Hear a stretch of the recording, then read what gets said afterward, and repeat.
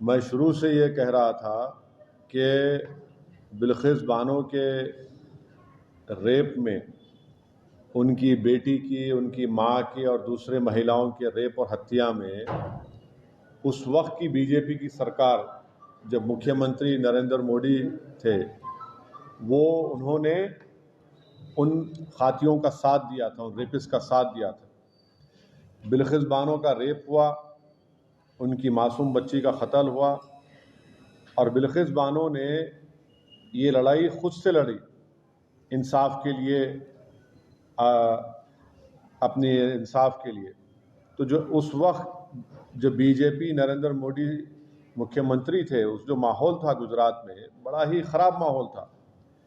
तो इसीलिए इस ट्रायल को महाराष्ट्र में शिफ्ट किया गया। और ये बात आपको याद रखना चाहिए कि बीजेपी ने ही इन रेपिस्ट को छुड़ाया जिन्होंने बिल्किस बानो से जुल्म किया। बीजेपी के लोगों ने उनके गलों में गुलाब का हार डाला और इससे बीजेपी की महिलाओं के लिए जो लड़ाई है, जो इंसाफ की बात करती है, वो बीजेपी एक्सपोज हो जाती है। दूसरा पॉइंट उसमें यह है कि आज कोर्ट ने क्या कहा, सुप्रीम कोर्ट ने कहा the state of Gujarat acted in complicit with convicts, यानी स्टेट ऑफ गुजरात खुद इन रेपिस्ट के साथ कॉम्प्लिसिट थी। बुनियादी बात ये बेसिकली ये है कि गुजरात में बीजेपी की सरकार रेपिस्ट की मदद करने का काम कर रही थी और ये बात आप भी जानते हैं कि उसमें बीजेपी के दो एमएलएज ने ये एंडोर्स किया कि इन रेपिस्ट को छोड़ दिया जाए और एक बीजेपी के एमएलए ने उनको संस्कारी भी कहा था। आज सुप्रीम कोर्ट ने ये साफ कर दिया कि गवर्नमेंट ऑफ गुजरात, जो बीजेपी की सरकार है वहाँ पर, उन्होंने बिल्किस बानो के रेपिस्ट को छोड़ने में मदद की, फ्री किया, और जबकि उनके पास ये इख्तियार नहीं था।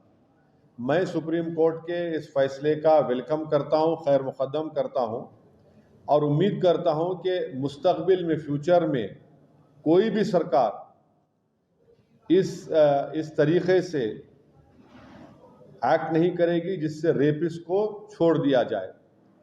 रेपिस्ट जो होते हैं महिलाओं के, उनको ये मालूम होना चाहिए कि उनके पास कोई इम्यूनिटी नहीं है, और अगर कोई रेपिस्ट ये समझ लेगा कि मेरे पास एक रूलिंग पार्टी का आइडियोलॉजी का मैं मानने वाला हूं तो मुझे वो सरकार छोड़ देगी, वो उनको ये समझ जाना चाहिए कि पॉलिटिकल आइडियोलॉजी से आपको नहीं छूट मिलेगी।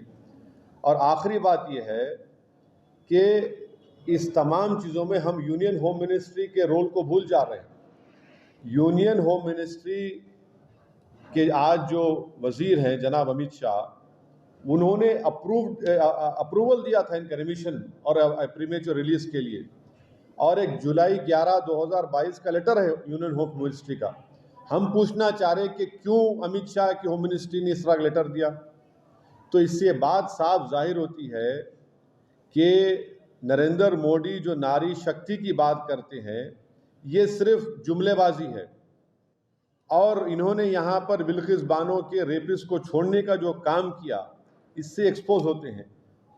अब बताइए बुलडोज़र कहाँ चला गया, ठोक देंगी पॉलिसी कहाँ चले गई।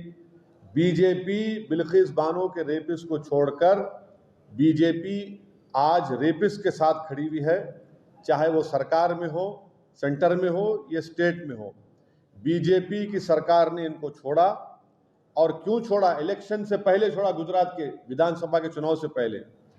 अब बीजेपी इस जजमेंट के बाद खामोश क्यों है? बीजेपी आज बीजेपी को खामोशी तोड़नी चाहिए। हम ये डिमांड करते हैं कि बीजेपी और नरेंद्र मोदी की सरकार बिल्किस बानो से माफ़ी